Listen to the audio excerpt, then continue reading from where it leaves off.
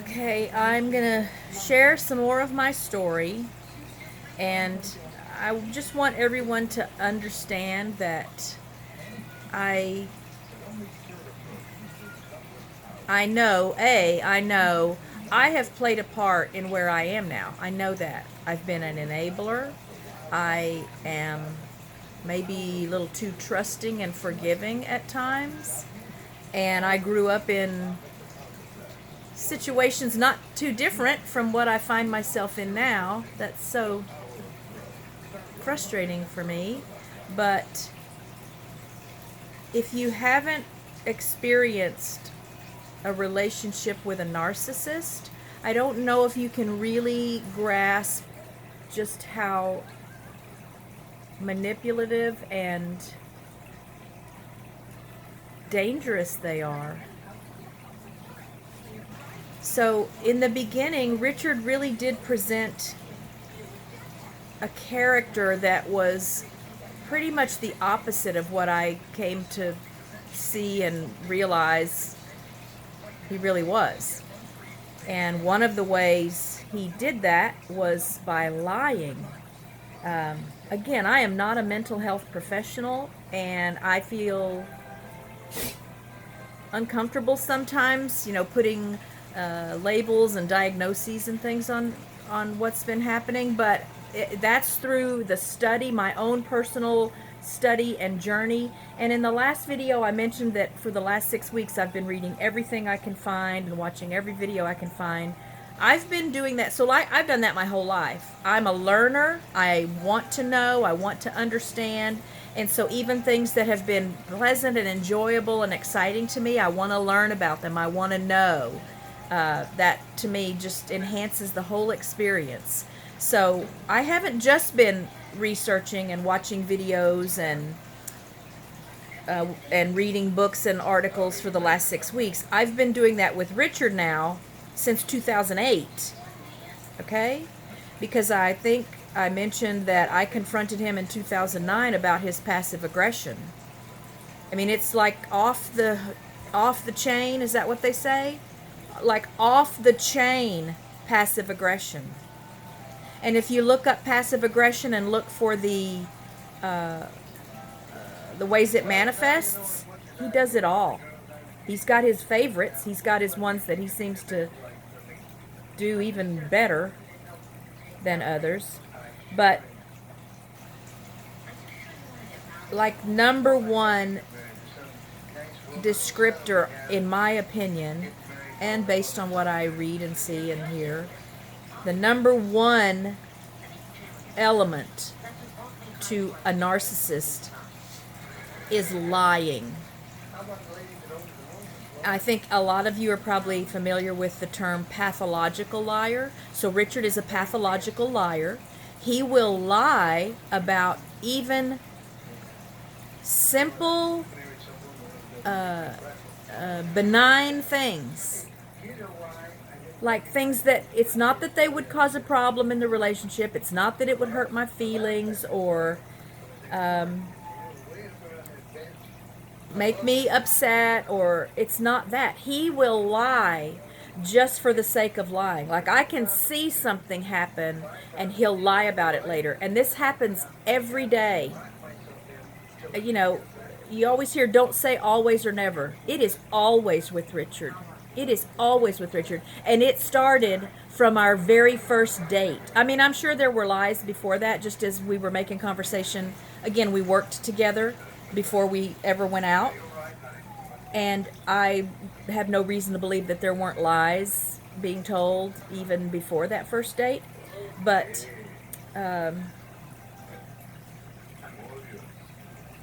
I'm going to share with you now some of the biggest, to me, this is for me. Everybody gets to decide for themselves what is most important to them and what the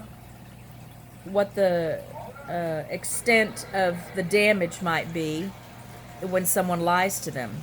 But I had been married twice before when I met Richard. My second husband died. Okay? And my first husband and I, the father of my children, we were married for 13 years. It was physically abusive. It was every kind of abusive. It was spiritually and physically and verbally and sexually and psychically and religiously and financially and socially. It was every kind of abusive. And that's what I grew up in. So, you know, I guess it made sense at the time. I married when I was 19. He was 25, about to be 26.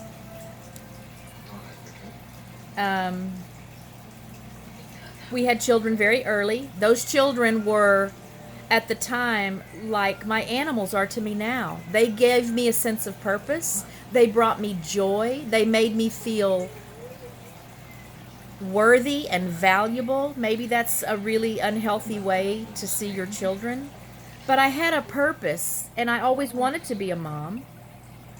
And they were still young when we divorced.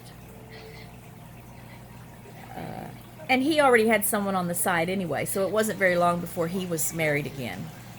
And I suspect that had been going on throughout the relationship. So when Richard and I first went out, very first date, one of the questions I asked him was if he'd ever been married before. I knew, so he was 39 at the time when we first went out, about to be 40. It was just before his 40th birthday. And I would have been, so this was June of 2007. I would have been 45. Right? No.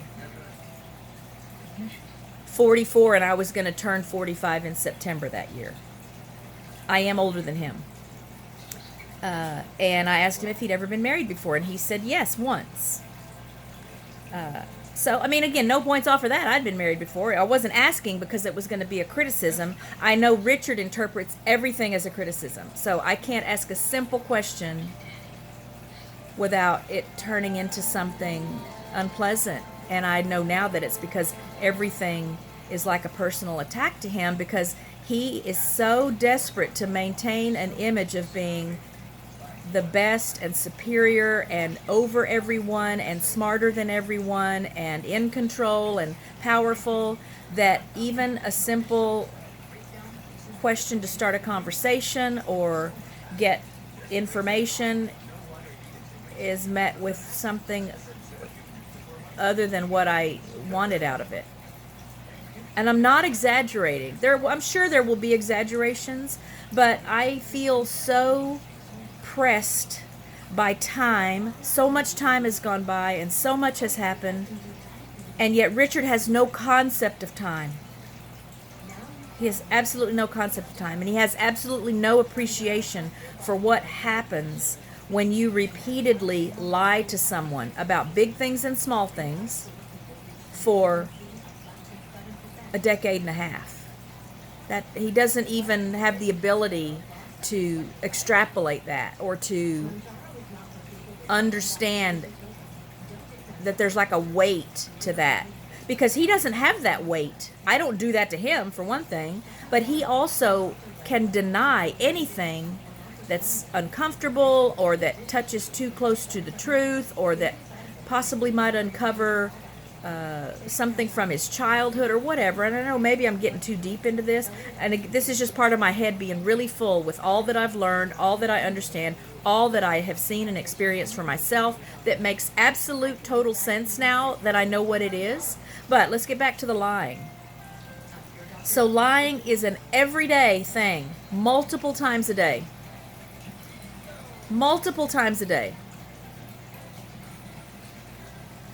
And sometimes it's me following up on something that he said he was going to take care of or something that he was going to do. Not just for me.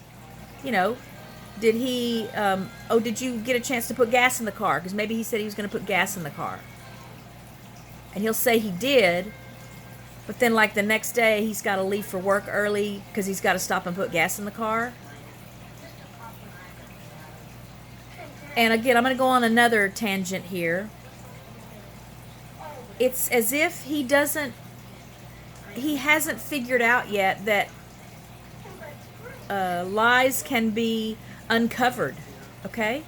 that you can be exposed in your lie. And it reminds me of when my kids were little. I've told this story before, I think on one of my Roundup live streams.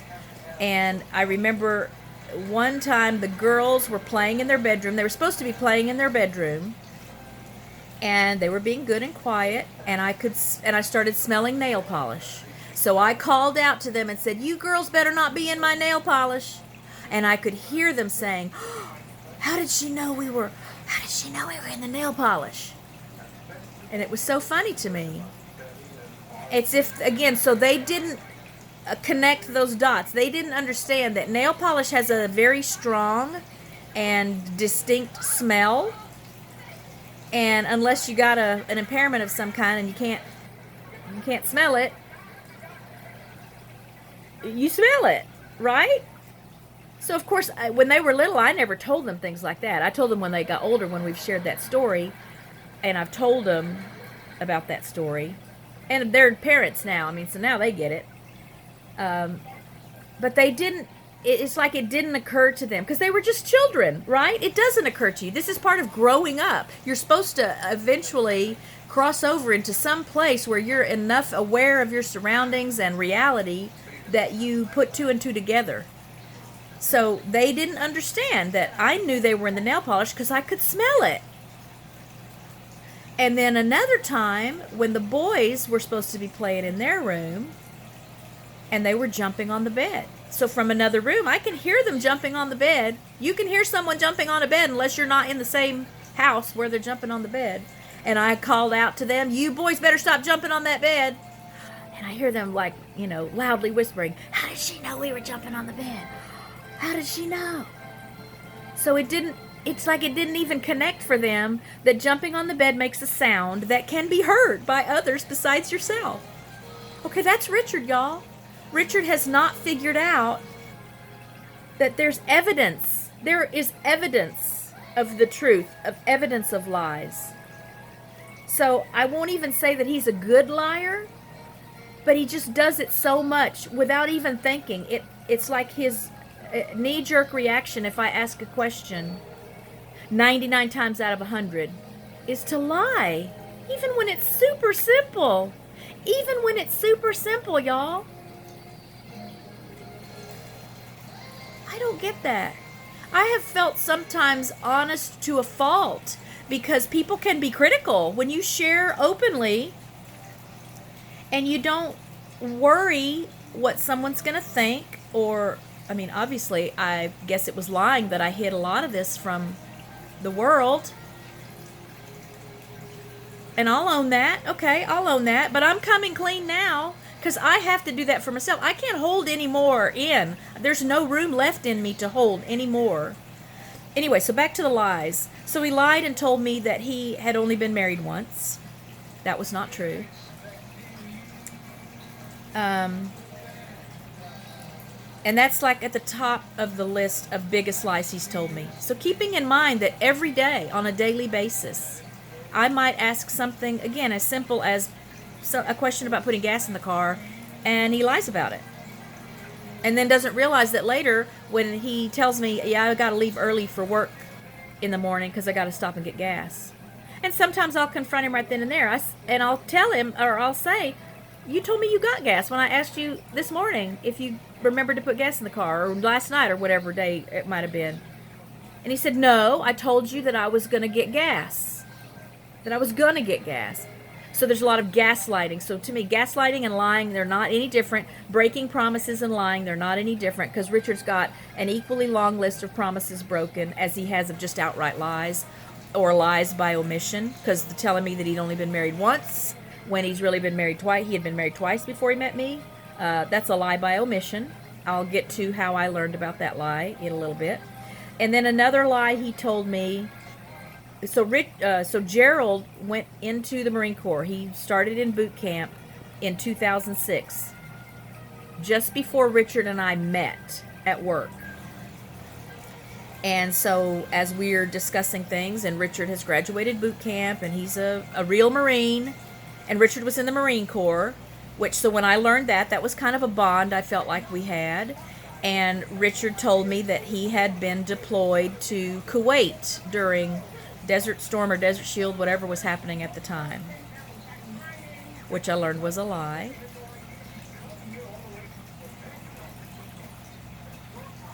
And I'll only cover those two lies today. I have some things that I have written over the years, things that I have shared with him, and I wrote them. For me, a lot of times to write it out and read it to someone when it's a very emotional, painful thing for me helps take a little bit of the emotion out of it. It's as if I'm kind of like a third person and I'm reading the thing. It doesn't mean I don't still get emotional at times. And so I will at some point be sharing all of those letters. I call them letters, and they're called letters to me because I read a book years and years and years ago. I highly recommend it for any married couple or any dating couple even. And don't wait until you have problems to read it. I didn't come across the book until things were really bad in my marriage with my kid's father. It has great concepts in it. I'm sure maybe some of them are outdated at this point, and there are new ways to manage troubled relationships. But the core concept of it is very sound, I think, and applies to really any kind of relationship. So it's not just for romantic couples, intimate couples, married couples. It's a concept that spreads across any kind of relationship or partnership. The name of the book is His Needs, Her Needs. I think the doctor's last name is maybe Harley. It's either Harley or Brown. I have a copy here somewhere. And years ago, I read it again, and I asked Richard to read it, which he promised to do, which he didn't do. But in that book, one of the exercises is to write love letters to the person who has hurt you. I think it's that same book. I've read so many books, it could have been another book. But I had read in a book to write love letters. And in the love letters, you're supposed to cover what you love about the person, what attracted you to the person, what you appreciate about them in the now at the time you're writing it. But you're also supposed to share with them specifically the things that have hurt you and why they hurt you and what you would like to see instead of those things. So I have all these letters that I've written. I think there are 4 or 5 of them. And so there will be other things covered when I get to that video where I'm sharing some of what's in those letters. If I'm really ready to be vulnerable, I'll just read straight through the whole letters for you guys and let you do with it what you will. Again, I am open to whatever criticism or judgments are going to come my way. I know someone is going to watch one of these videos and have a bone to pick with me about them. So those are 2 of the really, really big lies. And if those had been the only 2 things ever, then I don't think much of this would be happening, if any of it. But because the whole relationship is based on lies. He was not the real person he is when I met him. That's a classic, that's Narcissism 101, is lying. And one of the ways they do that is to present a false persona to you and be perfectly attentive and affectionate and have conversations and connection and at some point then, once you're hooked, once you buy it, once they know that you believe that, they flip it off like overnight. I watched a video last week, maybe it was earlier this week, and the healthcare professional lady that was talking described it as, one day you're in the ivory tower, you're at the top of the ivory tower, and they're everything, they do everything for you, they make you feel wonderful and valued and loved and appreciated and respected and honored and treasured. And the next day you're in the dungeon. Overnight you're in the dungeon. That's exactly how this happened. And it's very confusing and very crazy making. And it's pretty much stayed that way since then, except for the little, what are called breadcrumbs of good experiences, or what feels like connection again, or maybe a brief conversation, because that's something I crave. If y'all haven't figured out, I like to talk. I like to talk with people. I like to interact and connect that way. It's on the list of the top 3 things I need in a relationship. And he knows that. That's part of what you do also in that His Needs, Her Needs book, is prioritize your top needs. He doesn't meet any of them. He's never met any of them. He kind of met them when he was doing the fake thing in the beginning. But then that went away. And since then, they don't get met. So, I'm glad I'm not getting emotional about this. I think at this point, kind of, I'm more angry. And of course, right now, because I put the video out yesterday, so right now he's acting like he wants to change and he wants to learn and grow. But I, same song, 300th verse. Again, there have been the little breadcrumb moments where it looked like things were going to be better, things were going to change. He got it. It doesn't last. It can't last. And based on the interactions we've had in the last couple of weeks now, it won't change. It cannot change because he is not there. He knows how to put on a show. He knows how to lie his way through things, or he thinks he does now. But now I can't believe anything he says. How sad is that? I literally cannot believe anything he says. If he says he likes something, if he says he doesn't like something, if he says there was a problem at work, if he says something about what he remembers from his past, if he says somewhere he wants to go, I can't believe any of it. I literally can't believe any of it. That's how bad it is. And again, that's what it means to be involved with a pathological liar. And it doesn't even matter now if what he's telling is the truth, because I can't believe any of it.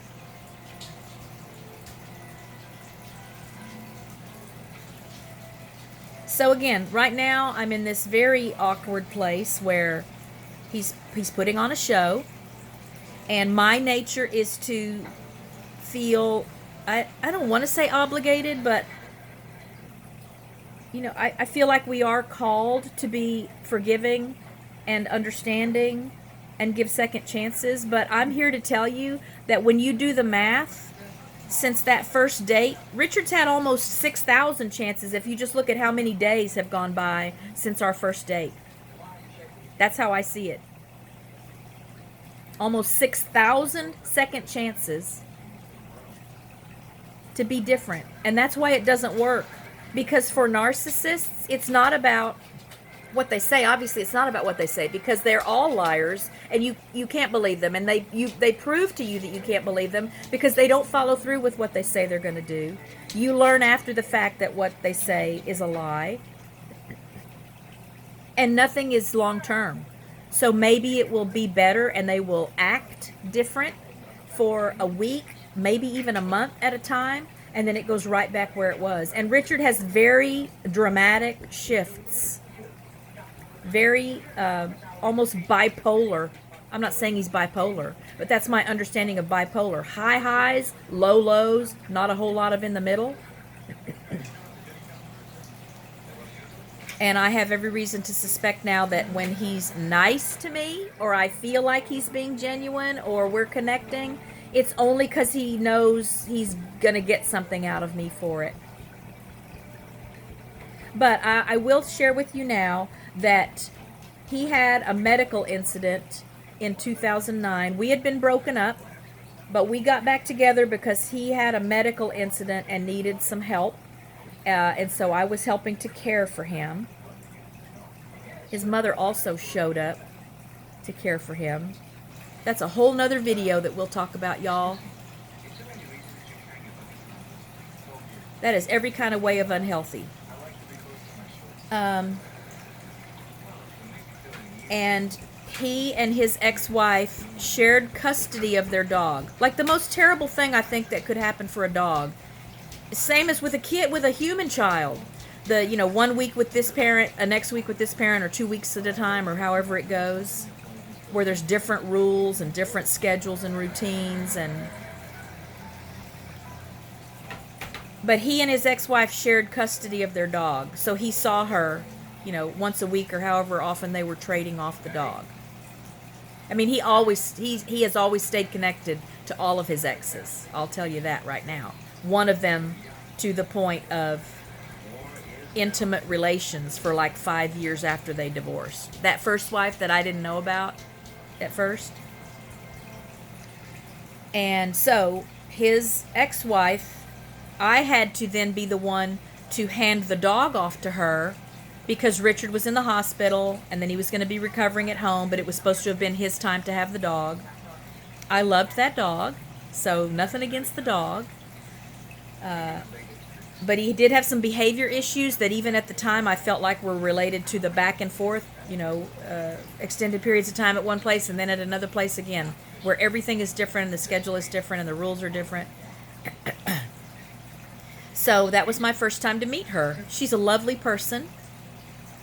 Now that I know what I know about Richard, obviously I feel connected to her and I believe that I understand what she went through with him. They were only married they were technically married for 4 years, I think, but his story is that she left after 2 years.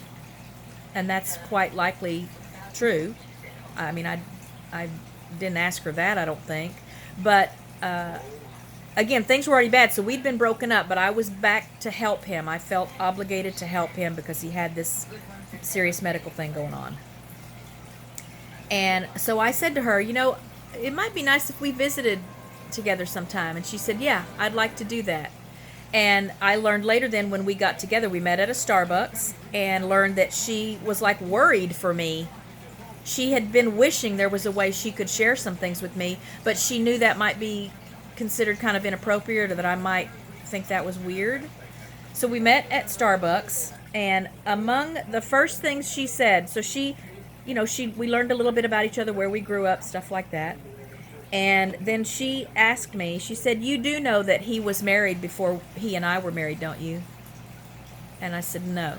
He told me he had been married one time. So I don't remember now if she told me that. No, I think she did tell me that he told her he had been married once before. So I guess that's like his okay number. If he can just say that he's been married once before, then he feels like, that's normal, or I don't know.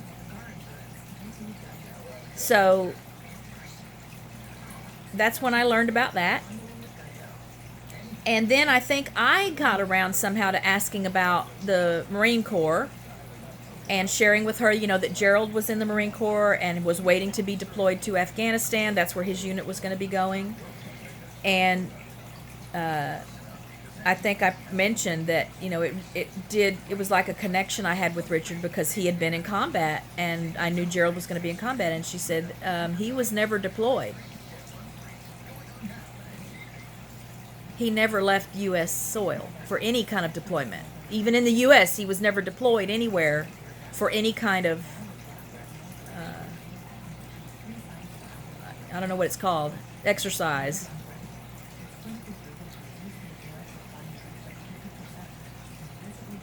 So, I confronted him about that. I am a very, very much a boat rocker. Don't ask me how I've allowed things to get this bad for this long. It's not because I haven't been rocking the boat. It's because he's that good at what he does.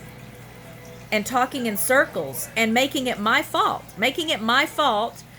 So it was my fault even.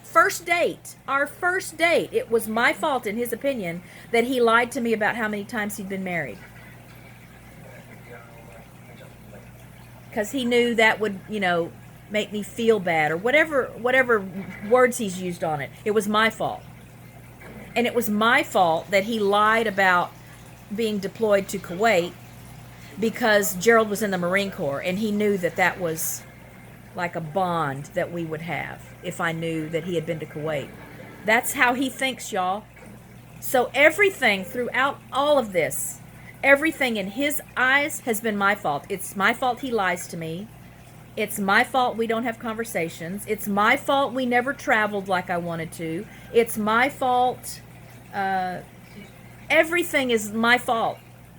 If I bring anything up, even if I'm crying, even if I'm so hurt, and I am reminding him of a promise, something that was supposed to happen on that day, or then it's my fault because I didn't remind him, or it's my fault because I didn't buy the tickets or whatever. So the thing he promised to take care of, that he was going to arrange it or schedule it or book it or buy the tickets for it or whatever, and then he doesn't do it, and then I'm upset about it and I confront him, but then it's my fault because I didn't take care of it or I didn't remind him to take care of it. And those are just super small, y'all. Those are meaningless examples of the kinds of abuse that's been going on here. And I don't really want these videos to be too long, so I'm going to stop this one right now. Again, I'm glad that I did not get emotional during this. There will be other moments where I don't think I'm going to be able to control that. But I'm going to put it all out there. I am open to answering questions if any of you have questions. I am not a healthcare expert or a mental health care expert. I am a healthcare expert. I feel like my years in the healthcare field, there are some things I'm qualified to say I'm an expert at, but mental health is not among them. But I'll answer questions. I've already gotten feedback from a handful of people that are living this same life, that know this same pain. That really hurts my heart. That really makes me even angrier. But I know it's a huge problem. I have theories about why it's so prevalent. I definitely have theories about why Richard is a narcissist. He can't see it. He won't see it. We've been to counseling. It doesn't work. And now I know why couples counseling does not work when narcissism is at the heart of why it's not working, of the relationship is not working. I get it all now. But again, thank you for the amazing words of encouragement you've already been sending my way. I'm still prepared and will accept the negative criticism because I know it's going to come. But that can no longer be the determining factor in whether or not I share the truth. Okay? So, I love you all. You mean more to me than you can possibly know through YouTube, okay? It's YouTube. Like, part of it's like it's not real, and I get that. But you are real to me. I need you. I need this. YouTube has been, I mentioned last time, my animals and the channel have been the only places, the only opportunities I have had to feel like I have value, that I have something to offer the world. Shouldn't be like that, and I know that, but I'm grateful to have you. I'm grateful that I have this platform to share something that I still believe has the potential to help other people and gives me the opportunity to minister to myself, give myself some therapy by having a place to share it, people to share it with. So I thank you for that. I appreciate you for that. Be safe, be happy, be well in every way. Know that I am available if there is anything I can do to help you or offer encouragement myself. I will be okay. I don't know what's going to happen.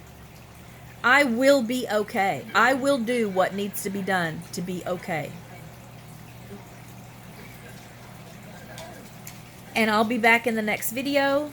I'll probably start going over some of those letters. I don't really have a structure for how I'm going to do this. I'm just sharing things. I'm trying to share them sort of in chronological order as they began to present in the relationship.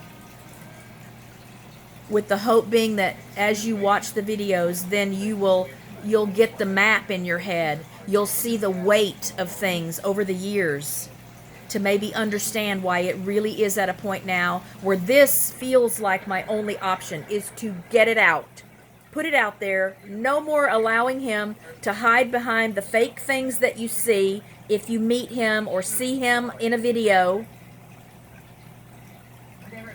I don't even understand how anyone can live like that. I don't even understand how much energy it takes to maintain that.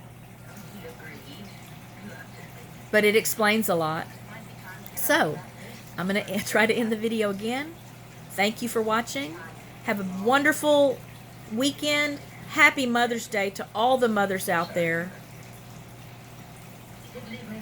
God bless those of you who have raised sons into real men who cherish the people in their lives that they are supposed to be caring for and protecting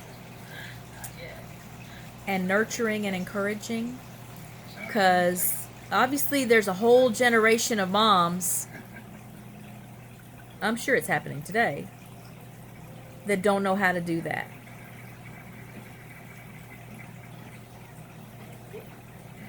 So, again, that's all. I love you. Thank you. And I will see you in the next video.